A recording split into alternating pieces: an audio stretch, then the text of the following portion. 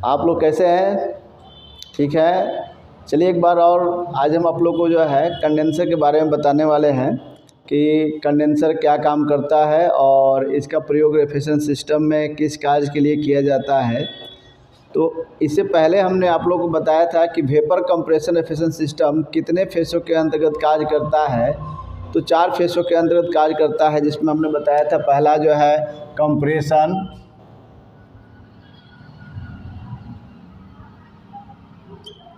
दूसरा कंडेंसेशन,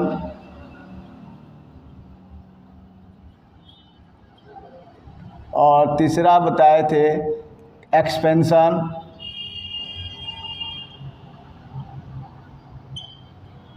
और चौथा जो बताए थे एवापोरेशन।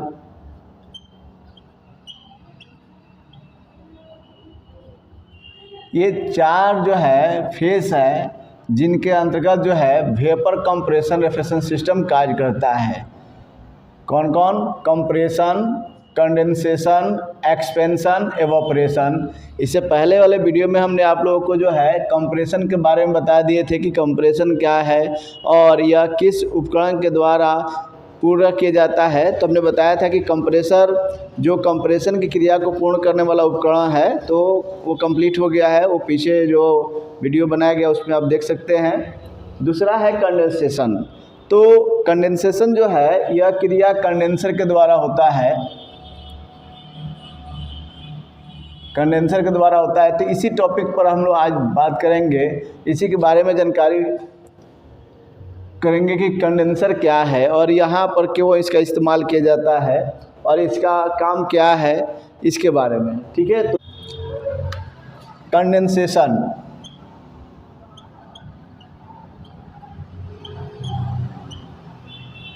यानी इसको हिंदी में संघनन कहते हैं। संघनन यानी द्रवीकरण। कंडेंसेशन क्या होता है? किसी high pressure high temperature gas को उसके क्रिटिकल टेम्परेचर से कम तथा क्रिटिकल प्रेशर से अधिक पर कंडेंस करके लिक्विड के रूप में परिवर्तित कर देना ही कंडेंसेशन कहलाता है। जैसे कि हमने इससे पहले आप लोगों को बताए थे, ये एक सिंपल हम रेफ्रिजरेशन साइकिल बना रहे हैं।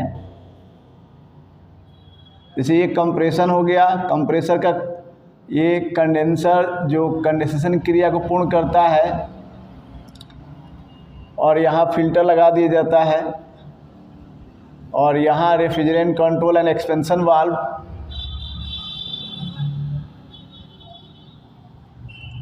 और फिर ये सक्शन लाइन द्वारा इसमें आ जाता है। इस तरह के रेफ्रिजरेशन साइकिल है। सिंपल रेफ्रिजरेशन साइकिल हमने आपको बताया है। यहाँ कंप्रेशन, जो कंप्रेसर नाम है इसका, जो कंप्रेशन की क्रिया को पूर्ण करता है। ये है कंडेंसर जो कंडेंसेशन की क्रिया को पूर्ण करता है, इसको कहते हैं कंडेंसर। और ये हो गया कंप्रेसर,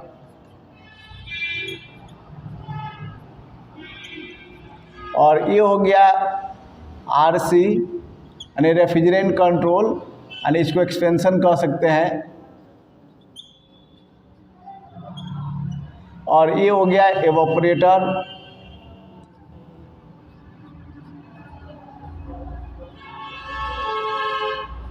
एवापोरेटर। ये जो है क्रियाएं हैं जो वेपर कंप्रेशन सिस्टम को पूरा करता है। और तो हमने कंप्रेसर के बारे में बता दिया। अब ये कंडेंसर के बारे में हम लोग को मालूम करना है कि कंडेंसर ये क्या काम करता है रेफ्रिजरेशन सिस्टम में।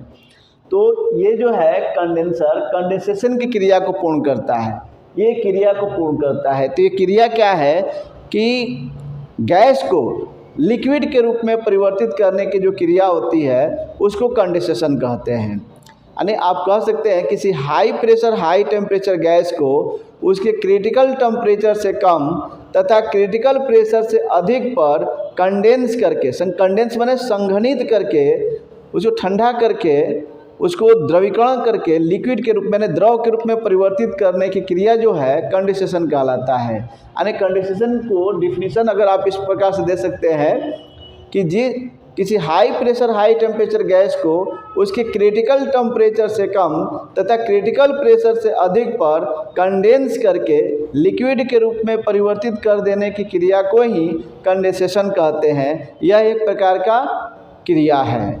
और कंडेंसर क्या है? तो जिस उपकरण के द्वारा कंडेंसेशन की क्रिया पूर्ण की जाती है उस उपकरण को कंडेंसर कहते हैं। यानी कंडेंसर में ही कंडेंसेशन क्रिया पूर्ण की जाती है और ये high pressure high temperature gas को कंडेंस करके यहाँ लिक्विड के रूप में परिवर्तित कर देता है।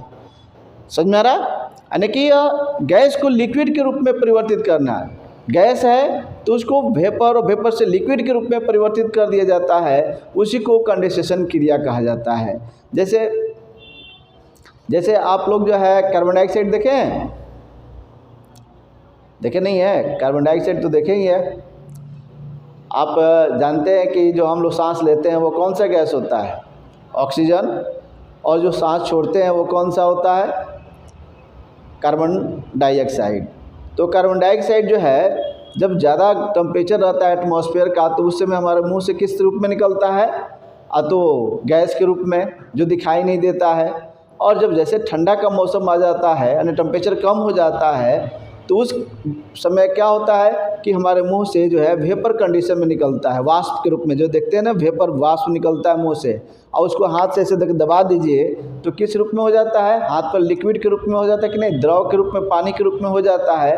तो पानी माने द्रव जो बना वो किसका है? कार्बन डाइऑक्साइड का ही है। वही क्रिया आपके इसके अंदर होता है।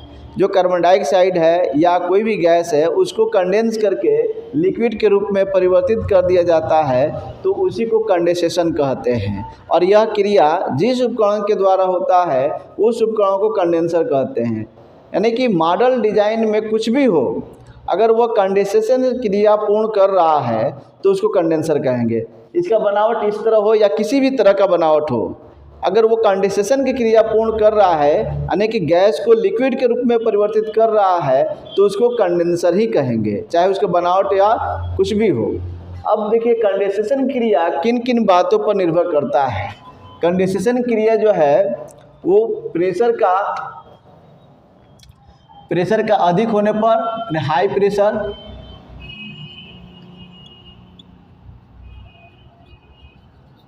और लो टेम्परेचर,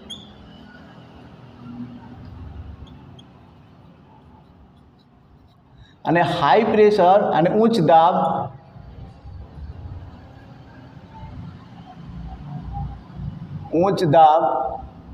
और निम्न ताप।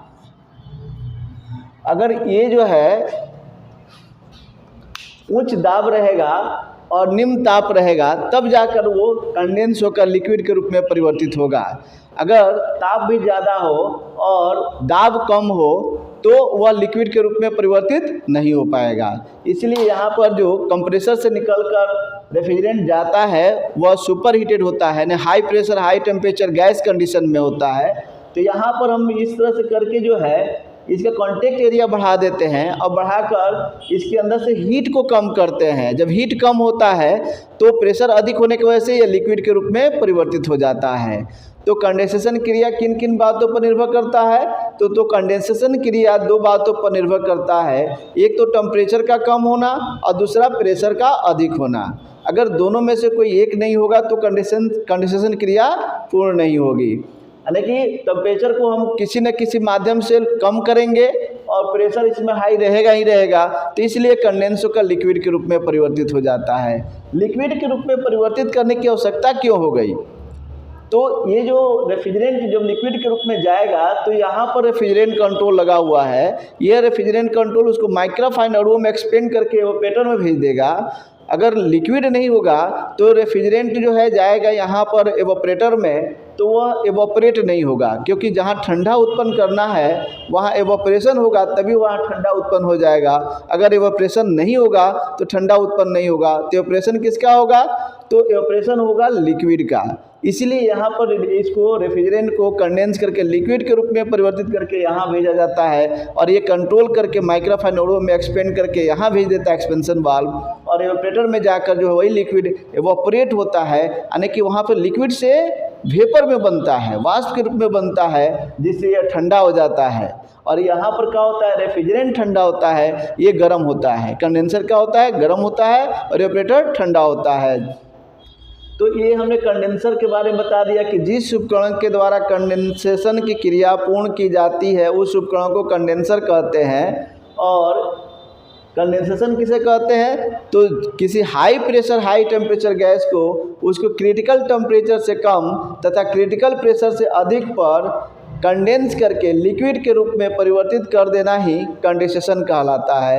यह कंडेंसेशन क्रिया दो बातों पर निर्भर करता है, high pressure low temperature. Low temperature होगा, हाई प्रेशर होगा तो वो कंडेंस होकर लिक्विड के रूप में परिवर्तित होगा। तो ये दो कंडीशन हम इसके अंदर क्या करते हैं, क्रिएट करते हैं कि इसका टेम्परेचर हमारा कम हो जाए और प्रेशर अधिक रहता ही है तो वो कंडेंस होकर लिक्विड के रूप में परिवर्तित हो जाए। ठीक है, आज हम लोग पढ़ेंगे टाइप्स ऑफ कंडेंसर, कंडेंसर के प्रकार। कंडेंसर के जो प्रकार है उसको जो उसके अंदर से ऊष्मा को निकालते हैं उसके माध्यम के अनुसार टाइप्स ऑफ कंडेंसर यहाँ पर लिखते हैं, टाइप्स ऑफ कंडेंसर।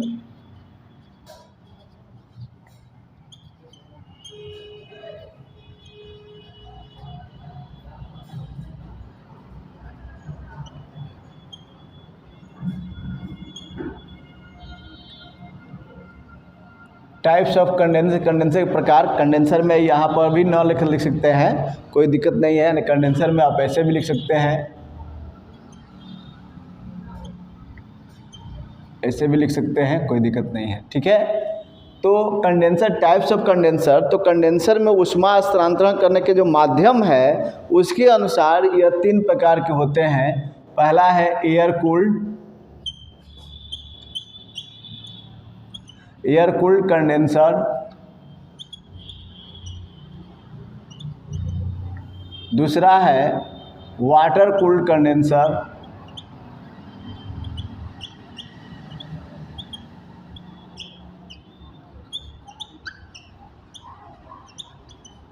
और तीसरा है एवोपरेटिव टाइप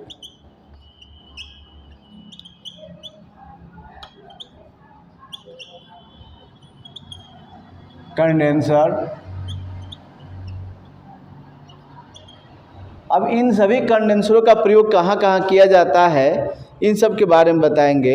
जैसे अभी एयर कूल्ड कंडेंसर हो गया, तो एयर कूल्ड नाम से ही स्पष्ट है, जिस कंडेंसर के अंदर से ऊष्मा का स्थानांतरण हवा के द्वारा किया जाता है उसको क्या कहेंगे, एयर कूल्ड कंडेंसर। जिस कंडेंसर के अंदर से ऊष्मा का स्थानांतरण हवा के द्वारा किया जाता है तो उसको हम क्या कहते हैं, एयर कूल्ड कंडेंसर। दूसरा है वाटर कूल्ड कंडेंसर, यानी जिस कंडेंसर के अंदर से ऊष्मा का स्थानांतरण पानी के द्वारा किया जाता है उसको क्या कहेंगे, वाटर कूल्ड कंडेंसर। और इवोपरेटिव टाइप कंडेंसर जो है हवा और पानी दोनों के द्वारा ऊष्मा का स्थानांतरण किया जाता है। ठीक है, इवोपरेटिव होता है, ऑपरेशन होता है उसमें, इसलिए उसको इवोपरेटिव टाइप कंडेंसर कहते हैं। इन सब कंडेंसरों का प्रयोग और इसे क्लासिफिकेशन किन किन आधारों पर किया गया है इस सब के बारे में हम आपको बताते हैं कि इसका एयर कूल्ड कंडेंसर कितने प्रकार के होते हैं, वाटर कूल्ड कंडेंसर कितने प्रकार के होते हैं और इवोपरेटिव टाइप कंडेंसर क्या होता है। ठीक है, इसके बारे में